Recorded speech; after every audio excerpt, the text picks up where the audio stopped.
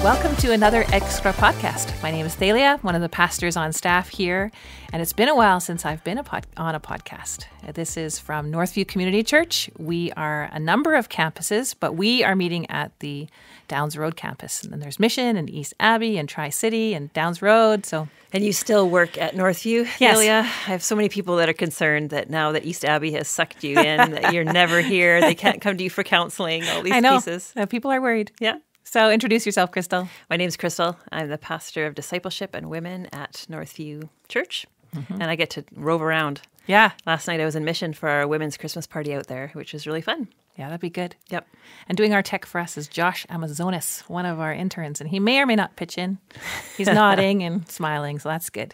We're thankful to have him here. We used to have to do this ourselves, and we would mess it up. Yeah. There were times when we recorded a podcast and it didn't record. And then we would finish the podcast, we think we're done, and nothing. No. So it's just Krystal and I today, and we are thankful to be here. The topic today is it really the most wonderful time of the year?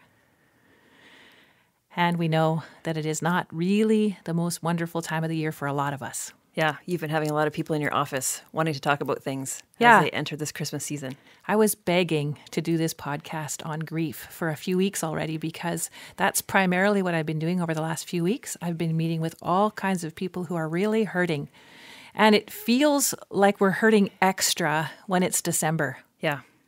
So we're doing this podcast not to be a downer on all of us as we enter the Christmas season, but to help all of us equip ourselves for helping the people in our midst, or for even ourselves thinking through expectations around Christmas, and how we can maybe have healthy ones that can help ourselves and our loved ones as we go into the season. Yeah, because we have a lot of cultural expectations. Yeah. We think it should be the most wonderful time of the year. Yeah.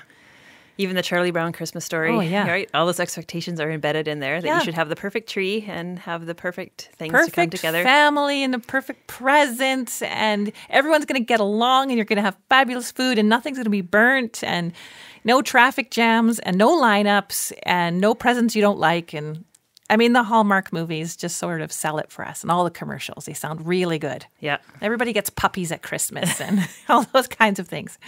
And so we think, we should have like pain-free from December 1st to January 1st. There should be no pain and suffering. That's what we kind of think. Yeah, we think it's kind of immune, a time of year where, God came to earth, and so we should just have peace on earth. Yeah, and so if something bad happens in December, most of us shake our fist at God. We're angrier then than if it happened in the rest of the year. Yeah, and we're more upset, and we think it's so unfair that this has happened so close to Christmas. Yeah.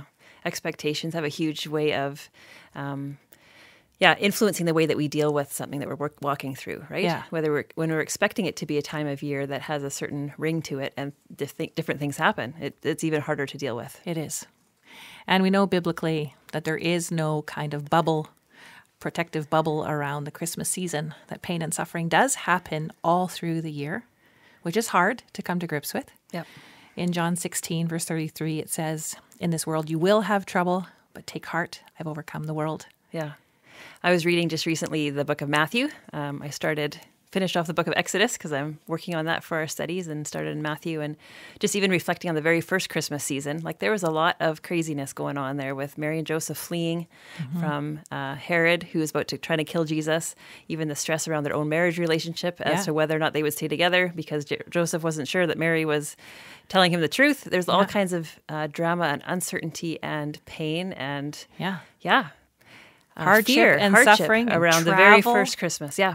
And giving birth in a barn. Yeah. Like, they would need trauma counseling if it was today. You'd have all kinds of counselors surrounding them. They're refugees running for their lives. That's true. Right? Yeah. And so we need to make sure that we have our expectations aligned with what's true biblically. So one of the difficulties is that people come to meet with me with all kinds of pain and suffering, and they don't always realize that what they're dealing with is grief. Like, it's easier to understand grief if it is a clear death. Like a family member, a friend, someone close to you has died. We understand grief, that someone will be grieving. So what would be other circumstances where people might not see it, but you have helped them identify it as grief? So very recently, I met with a teenager and her parents. They've moved from a different part of the world, and this teenager is now here in Abbotsford and grieving the loss, although she didn't recognize it as such, but missing her church, her school, her friends, even the weather. And as a result, I think she's in a mild form of depression, and she's been toying with cutting and skipping school and not doing her hobbies and not engaging with friends, and it's hard to be at youth and all those kinds of things that we're going to talk about. And her parents didn't know what to do with her. And when I listened to what's been going on, I said, oh, you're grieving. And then all of a sudden there's a framework to understand what's going on. Which is, why we're doing this podcast, to try and give us that idea of what that framework is. Because it could be things like a loss of a job. Yes. Something that you've fully invested in, just a change of status in terms of maybe you've had some kind of accident and you're not able to do the things that you were before. Yeah. Or you've been in some kind of traumatic event and it's affected you in a way that you haven't, that you're grieving the loss of who you were before. Yeah. My husband, Mark, is dealing with grief because his mom has dementia and she's in a care home and she can no longer communicate with us and she doesn't remember the names of her family members. Yeah. It looks like her eyes light up when we meet with her, but that's kind of all you get. And so he doesn't have his mom anymore, although he does in body form, but not as his mom as he remembers. And that's really painful. Yeah, you go to the family gatherings and she's just, if she's there, she's physically there, but not mentally or emotionally there for them anymore. And then I've met with people recently who are trying to decide if their elderly parents or grandparents need to be in a care home. So there's the loss of realizing that their parents are no longer capable as they once were. And they can't participate the same way and they can't do the things they did before. And it's really painful. Yeah. Never mind the people who come who've lost a pregnancy or a young child or teenager or young adult. We've had some significant accidents in our community this fall that have really impacted people. Yeah. And so there are people that are deeply grieving and don't always realize that the symptoms they're experiencing are grief. Yeah. And I say, yes, well, let's talk about then what's normal, what's expected. Yeah, that helps people put it into framework. Yeah. Yeah. And so what I usually say to them is, okay, when you think of having a cold or the flu, Krystal, how do you know if you have the flu or if you have a cold? A cold will probably come with some symptoms like a runny nose or a sore throat or headache or something that might be isolated to one part of your body. Yep. A flu would be like kind of low grade energy, feeling achy all over, wanting to stay in bed, having a fever, that kind of stuff. You can usually tough it out with a cold. Yeah. Come to work, take some aspirin, get through the day. Flu, you might be stuck in bed for a couple of days. Yeah. Yeah. And we learn to incapacitated. we learn to identify the difference between a cold and a flu. And as moms, that's really important because then you can figure out what medicine to give your little kids because they don't know. So we have to know that. But a lot of people don't realize that grief comes with a package of symptoms too. And when you have those package of symptoms, that's normal for grief. Yeah. Because people come to me and they think they're going crazy. They think they maybe need to go to the psych unit or they need to meet with a psychiatrist or they need to be in counseling tomorrow or they need medication and they're panicking because of all the symptoms. Yeah. And there's also a kind of a feeling that any kind of anxiety or depression or whatever is right away is a mental health issue. Right. And it may be at certain times, but it may be also just the natural result of something that we're walking through. Yeah. Yeah. And when we have a cold or a flu, we just realize, okay, I've got to get some Tylenol cold or some Advil cold and sinus, or we know the medications that work for us. And we go, oh yeah, this is really awful and it sucks and I better invest in some Kleenex. But we kind of know that we can just walk through this and it will get better and pretty soon we'll be healthier again. We sometimes don't think about that with grief. We don't realize that, okay, there are certain things we need to recognize about grief and things we need to do to take care of ourselves in grief, and that eventually it will start to get a little bit better, which could take a long time. Yeah. So why don't you talk to us first about the symptoms, and then we'll talk about the cure. Yeah. So what are symptoms, if people are experiencing this, that they could think maybe that they are walking through grief? Yeah. So if you have paper and a pen, or in my case, I love my whiteboard. I usually put a big circle on my whiteboard, and in the middle, I put the big word grief. And then with the people that meet with me, I start to go around the circle and we start to put the different symptoms of grief, like spokes around the wheel, so that we start to outline what's going on. And so I usually ask them, what are you experiencing? Of course, the first thing that people come up with is like sadness and crying. And we know that that's typical. Also, they'll say, well, I hardly have any energy, hardly any motivation. Or I'm really restless and I can't settle. I can't focus. I can't think. Yep, that's normal in grief. We are not interested in the things we normally enjoy. Mm-hmm. That's normal. Sometimes we're angry. We're angry at the person who died. We're angry at the person who maybe made us move from one side of the country to the other. Or we're angry at the situation. We blame others. We lash out. That's part of grief. We have certain thoughts that are stuck in our head. Like when you wake up at night and the same thoughts are going round and round, or in the day, like it's just on repeat and it plagues us. And sometimes it might be like if you've been in an accident and you remember the accident over and over and over again, or you remember the last moments of your mom's life in the hospital and you can't get out of your head. And that's normal. I remember being in a fender bender and for the next few days, you're just reliving the accident. Like that's normal and it's really hard, but it's part of grief. Yep. Difficulty sleeping can be part of that, especially if your mind is going on a lot of things, right? Yeah. You just can't settle down.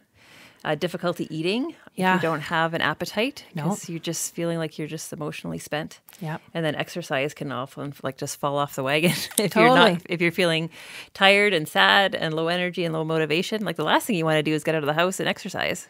And those who love to like run or mountain bike or do those kinds of things can feel a bit panicked because it's something that they've loved to do and it has been an outlet in the past. And now they can hardly get any get up and go and they don't. And so then they start to think their life is falling apart. Yeah, and will it always be this way? Yeah.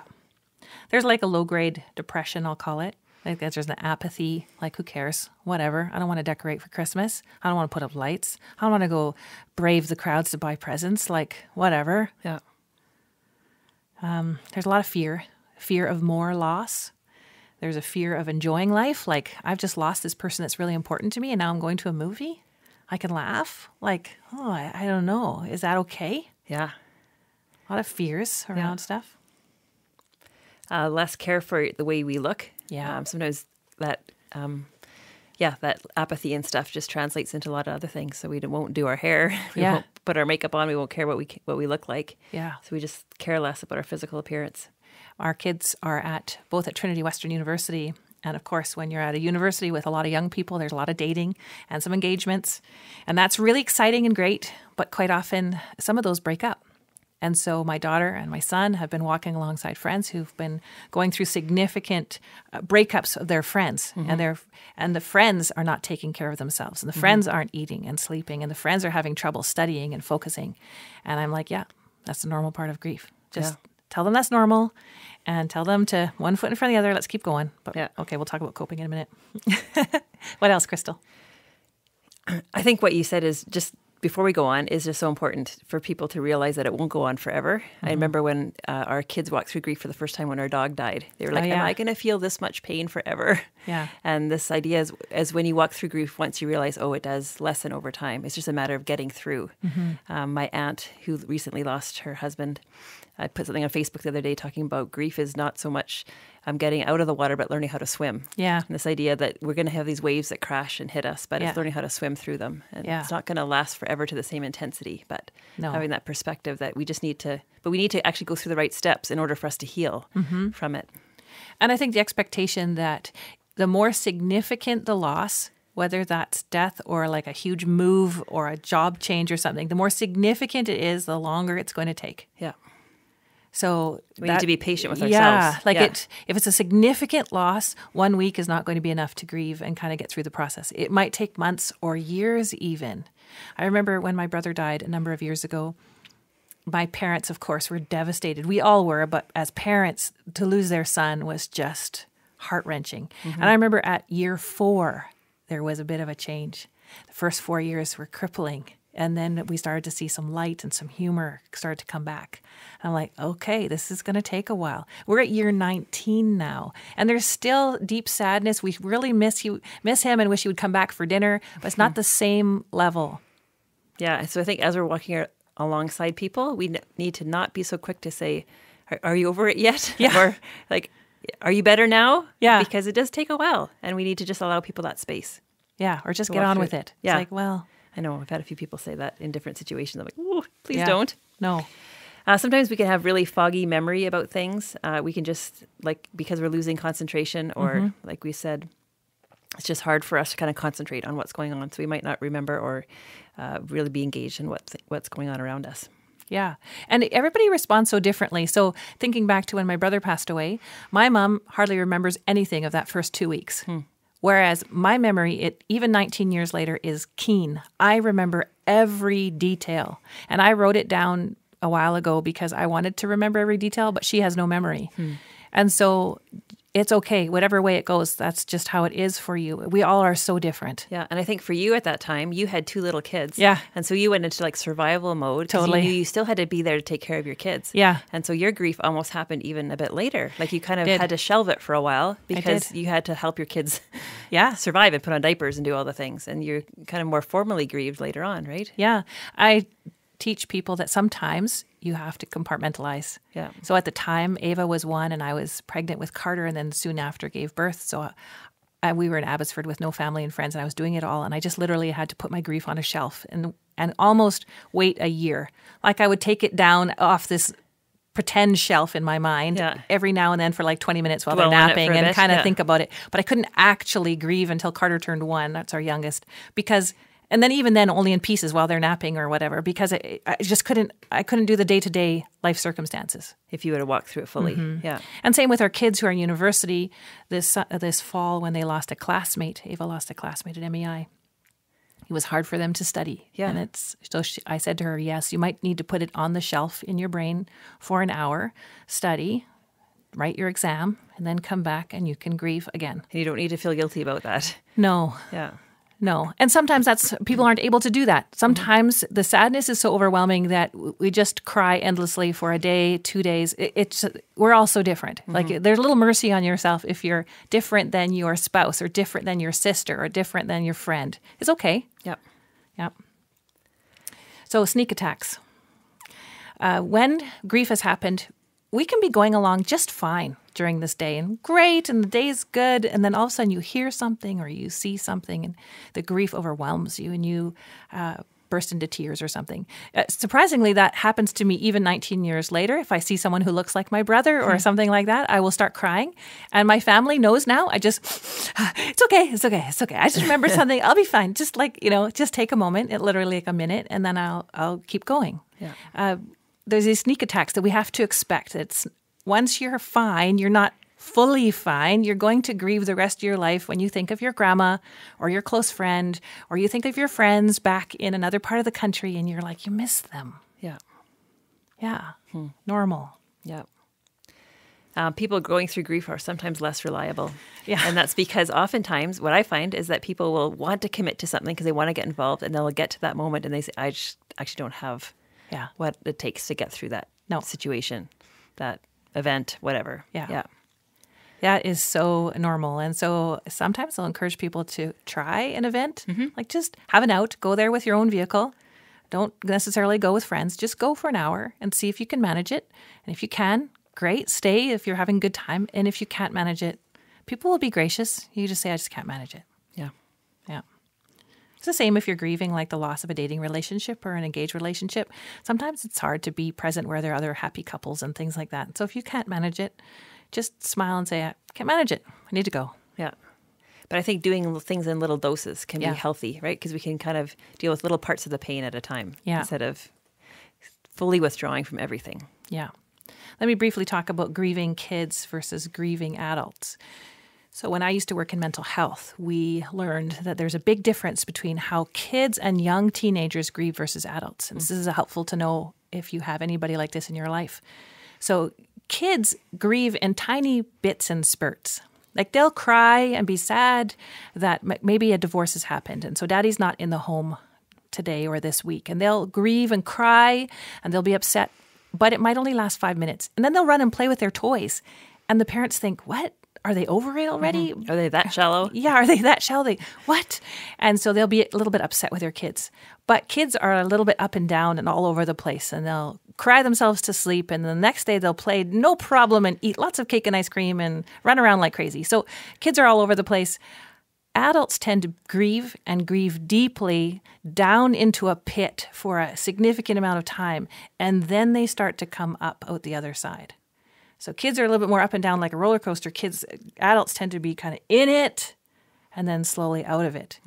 Teenagers can be a mix of that. What happens is when a mom or dad is deeply grieving, teenagers and kids kind of know they're deeply grieving, and so they kind of keep it all together and they look fine. Soon as the parents start to come out of their grief and be a bit better, the kids fall off the rails and they totally relapse, and all of a sudden they're not studying and they're acting out and they're just doing all kinds of things they shouldn't, because now they feel like they can grieve because my parents are better. It's interesting how we kind of watch each other. Yeah. So you can come and talk to me further about that if that's kind of your situation or someone in your family. That was only a really brief run through, but yeah, it's helpful to know that we grieve differently. Yeah. And spouses, please don't get angry with each other, because we are different in how we approach losses. Yeah. So once you've gone through the grief wheel and kind of helped them understand that what they're experiencing is grief, what do you suggest for them in terms of how to cope with it? Because it's not, like we said, you have to walk through it. You have to learn to swim through the waves. You can't just ignore it. You still have to get through it. So it's really helpful to see it on a piece of paper or on a board. People find it really good to visualize it and go, okay, this is the package of what I'm dealing with. I get it. I can see it. And then they feel free to add other things as it pops into their mind. And then they usually take a picture of it, because I don't have a big enough whiteboard, and we erase it. And then we go, okay, but now we got to look at how to cope, how to go one foot in front of the other. What are the next steps? And some of you have heard this. I don't even know. What am I at, 1,000 times by now, Krystal? You should keep track. When I tell people, like, if you'd come to me and you're asking about what to do, and I say to you, well, Krystal, you should just pray more. You should really hit me upside the head, because prayer is good and important, but it's not the only solution. Or you could say, well, Krystal, you should just have a good night's sleep and it'll all go away. Right? Well, that's not true either, because sleep is good, but it's not the only solution. Those are my two classic examples. We actually are whole. We have a body that's God's given us. We have a mind and emotions. That's the second part. Third part is we are social. We're created to be in community. And we're spiritual. And so we need to do a variety of things to take care of ourselves holistically. And so I may do a circle, and I divide it into 4 parts: physical, mind, emotions, social, and spiritual. Yeah. And it helps to put that on a piece of paper or whiteboard too and go, okay, so then how do I start to take care of myself in these areas? Yeah. The other way you've described it, before we go into detail, is like 4 tires on a car. Yes. And that one's super helpful for me, because I can think of, each of these as being one tire. Yes. And then think, oh, how many of my tires are flat right now? Like, how many of them do I need to inflate in order for me to actually be able to drive properly? And so if you think of these as a little bit of, they all are interrelated, but think of them as compartments a little bit, or as individual tires. It helps too to think about, well, yeah, of course, if 4 of my tires are deflated because I'm not working on any of these things, I'm stuck. Yeah. So it's an easy way to remember that we need to work on all 4 of these areas. So we'll quickly cruise through it. I have handouts like this. You can also come and meet with me.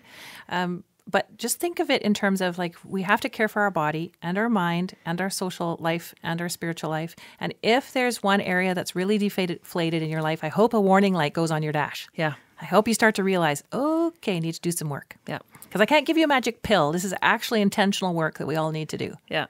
So, physical, Krystal, what do we do? So in terms of physical, there may, not a magic pill, but there may be medication that you need to take. Yeah. There may be, sometimes when people are significantly in situations of anxiety and depression, going to a doctor is going to help. So part of your physical examination is to see whether your iron's low or right, whether your thyroid is good or bad, whether there's maybe medication that you need to have, even like diabetes medication. I know my husband, before he got diagnosed with diabetes, had a lot of mood issues that were solved when he got on medication. Right. So it might be those kind of things that are physical that you need help with. Exercising, eating, sleeping. Yeah. That's all going to make you feel better. When I worked at mental health years ago, we weren't actually allowed to do any strategies to work with people until we had got them checked out by a doctor. Because we know that if you're not sleeping well, nothing else really works very well. And if you're eating too much or too little, it's not going to go very well either. And so sleeping, eating, exercise, really critical. Like you said, doctor, medication. I add in, if there's anything else that helps your body, like chiropractor, massage, physio, that will help your mindset. It will help you grow spiritually. It'll help everything. It'll help you feel better to do everything else you need to do. The next area I talk to people about is the social area, because we're actually created to be in community. So I would encourage people to have at least a small group of friends, 1 or 2 or 3 friends that you can confide in, that can pray for you, laugh with you, talk with deeply. I don't actually need you to tell everybody. I don't need to blab it out on social media or come into church and tell everybody, but a few. Maybe you have some supportive family or a supportive spouse or community group or hobby group. But you need to be with a few people. And not every day, like we're different. So somebody might say, well, I can be with this person on Tuesday for a 20-minute walk, and this person I can talk to on Thursday, and then I'll see somebody at church on the weekend. That might be fine for someone. Someone else might need 7 days a week, which is fine too. Yeah. And I think it's important to be ready to accept people kind of at different levels of intimacy. Like it's great to have a hobby group where you like doing something in common, but you don't necessarily have to do everything in life with them. No. But that can still be part of your pick me up in the week, to know that you're going to go do art class with somebody or go do horseback riding or running, right? So I think if we expect everybody to be at a certain depth or level of intimacy with us, it can be disappointing to us. But we can have just people who are casual, fun people in our lives that can also be part of our emotional and mental health. Absolutely. Social health. Yep. A huge red flag for me in this area is if you have a friend or family member that is basically pulling out of all community. Yeah. If they are not coming to church anymore, not coming to youth group, not coming to whatever hobby group you have, not coming to family gatherings, if they are isolating themselves, that is a big danger sign. Somebody who's spending too much time alone is probably not healthy, and you probably should check in with them and make sure there's more support. Yeah. That's really not good. Yep. The third area we talk about is that as Christians, we are spiritual. We are actually intended to grow spiritually, even in the most difficult times. So I always ask people, whether it's a good time or a bad time in life, how are you growing? Because again, red flag is people drop out of everything spiritual. They don't come to church. They don't read their Bibles. They don't go to their community group anymore. They're just stepping out of everything, which is really not healthy, because that's when we need people around us. That's when we need to be plugged into church, is when things are not going well. And that's when we need God's word and we need prayer. Yeah. Yeah. I'd really rather people come to church and cry the whole service, sneak in at the last minute, and then quickly leave before it ends. Yeah. Because in the middle of it, you're reminded of great truths of who God is and how he loves us and cares for us. Yeah. That's important. Yeah. So it doesn't have to be a one size fits all. Some people like reading scripture. Some people like listening to scripture. Some people love podcasts. Other people love blogs. Yeah. There can be different ways that we can invest in our lives and get us thinking about spiritual things. Yeah. Retreats or conferences, music, like worship music, is awesome for getting our mind fixed on other pieces of our life. So when parents come to meet with me with their teens that are grieving, or young adults, if their teen or young adult is going to youth regularly and is in church, maybe participating in the middle school, like with Josh over here, that's a good sign, right? That's healthy. That means that it's not as bad as it could be. And so we encourage those things that help spiritual growth and help a social connection. Can be all at the same time. Yeah. And then the last one I go to is because it's the hardest for me to explain. But our mind and our emotions are really important to God. He created them. And we need to have things that help us when we're really deep down in the muck, when it's really sludgy, and we just need to take the next little step up and then the next step up, like a staircase or a ladder. Yeah. And these are just things we do intentionally that give us a bit of a brain break. Like sometimes the grieving is so difficult, and so you need to just watch an easy movie or go for coffee with a friend, or I don't know, lots of activities. What are you thinking of? I'm just thinking of in grief specifically, like a certain program too that can help you deal with it, like the grief share or divorce care. There's programs at church that can help you work through your emotional stuff and your mental stuff. Yeah. Meeting with a pastor, meeting with a counselor. These are options we help you do through church. Healthy hobbies. Just think of some things that bring life to you, even if it's for a few minutes, like whether it's, I don't know, hiking, running, gardening, baking, music, reading a good fiction book. Yep. Adult coloring is popular. I'm amazed at how that's taken off. But yeah, things like that, talking with a trusted friend or family member.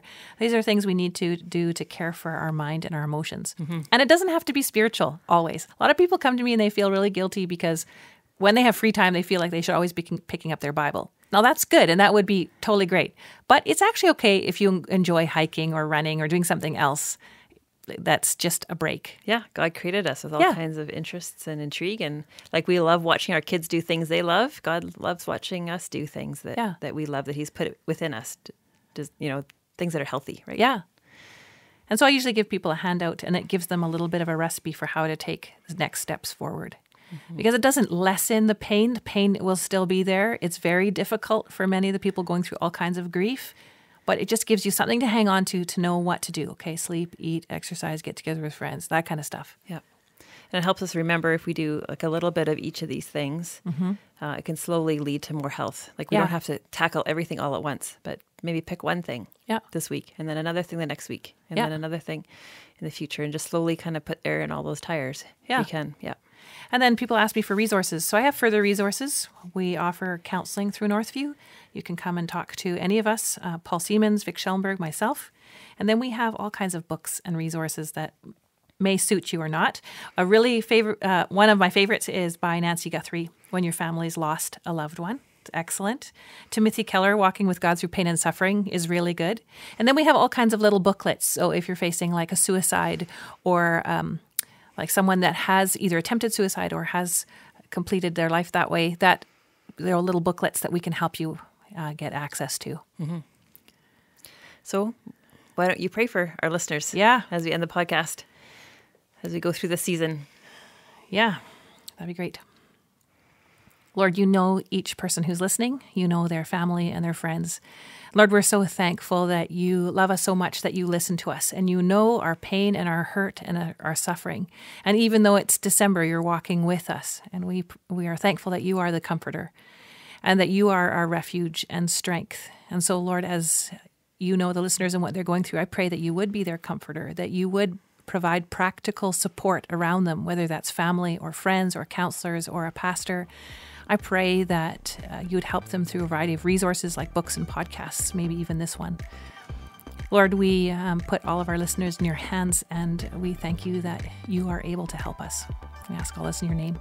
Amen. Amen. Thanks for listening.